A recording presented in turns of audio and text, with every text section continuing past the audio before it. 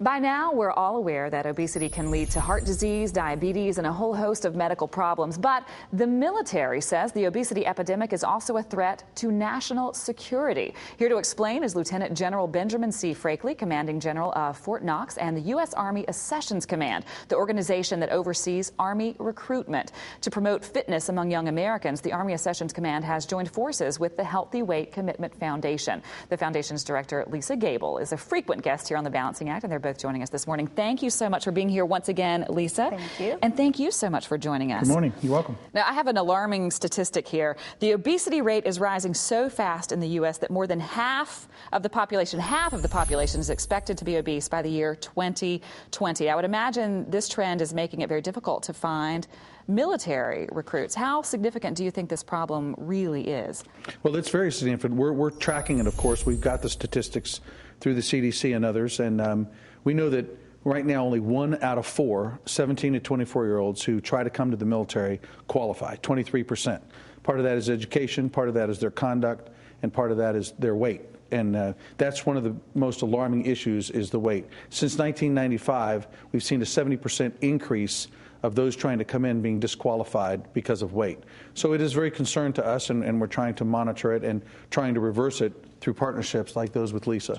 Do you have any programs that are available to help potential recruits lose weight and get fit so that they can be effective members? We do. It starts with if they don't make the height weight test, we have an assessment of recruit motivation and strength. It's a 12-inch step that they go up and down where we measure their heart rate to see if they have the aerobic strength to do basic training. And if they do, then our recruiters work with them to help them lose weight. Many of our recruiters are much more than recruiters. They're coaches, they're teachers, they're mentors, and they've helped. One young man went from 400 pounds to 260 pounds because of a recruiter. Recruiter helped a woman lose 100 pounds last year.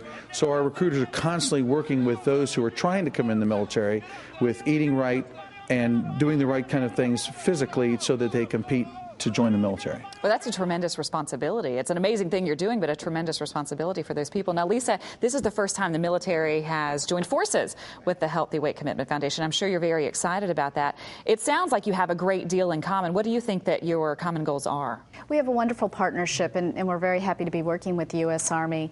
As we have spoken about, the Army is really focused on kids ages 17 to 24, and Healthy Weight Commitment looks at children between the ages of 6 and 11. However, what we recognize is that people need to learn lifelong healthy habits. And that's what we're trying to teach. As we're looking at changing this problem over a generation, we need to make sure that there's this consistent process where kids are learning about calories in and calories out. They're understanding the relationship between what they eat and their ability to perform. So our programs are highly complementary and basically follow that child through school. Let's talk a little bit about health in the military, what you actually are seeing when it comes to people who are coming in and trying to join the military and they're unable to because of their weight or because of their health. What are they failing at? What are some of the requirements that you like to see people be able to do to join? Well, the first is a standard height versus weight measurement, and it's their body fat, how much body fat they have. And then the second is a very simple initial physical fitness assessment. How simple? Well, for a woman, 17 to 24-year-olds, we're looking for her to do 3 push-ups. Oh, 3, okay. 17 sit-ups and run a mile in 10 minutes and 30 seconds. And for a man, we're looking for 17 sit-ups, 17 push-ups, and a mile in 8 minutes and 30 seconds. And many struggle with both the upper body or core strength from push-ups or sit-ups measurement and the aerobic strength of being able to run the mile in 10 minutes and 30 seconds or 8 minutes and 30 seconds. And that's really alarming, especially given that the age range is 17 to 24. Exactly. Now, childhood obesity rates, this is another alarming statistic, tripled since the year 1980. Tripled.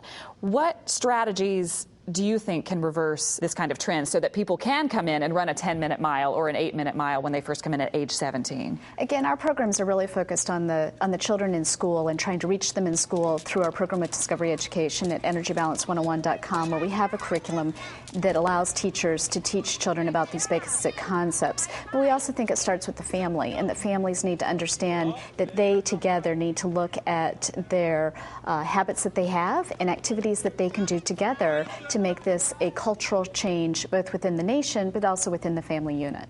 Right, a cultural shift. Now, one thing that you all have done, the ROTC has been promoting physical fitness in schools for many, many years. What else do you think that the military does, or do you know that the military does, that helps boost physical education within our school system? Well, to speak to the junior ROTC, we're in 1,688 high schools across America. Almost 300,000 kids are in this program. It's a civics program.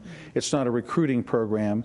But this program is all about learning about leadership, learning about yourself. And then we have a part of it is called the Cadet Challenge, where the young men and women that participate in this program are encouraged after school and during school to eat correctly and then to work out on different challenges to increase their core strength, their aerobic strength, and just their overall well-being on who they are as young folks moving through high school and then graduating, pursuing whatever route they want to take. And then, of course, the role model, we believe that young men and women who serve in the military, whether it's for 2 or 3 years or whether it's for 40 years, when they leave and come back to the United States, they are good role models. They've been taught, and as Lisa talks about this continuum, they've been taught about a healthy lifestyle, working out, having a holistic approach to life, and hopefully they're good role models in hometown USA about being fit and ready to do whatever America needs them to do. Right, and then pay it forward and be an influence to other people to help them get fit.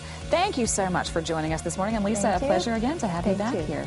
We appreciate it so much. Now, you can help your children get fit by checking out the resources at EnergyBalance101.com.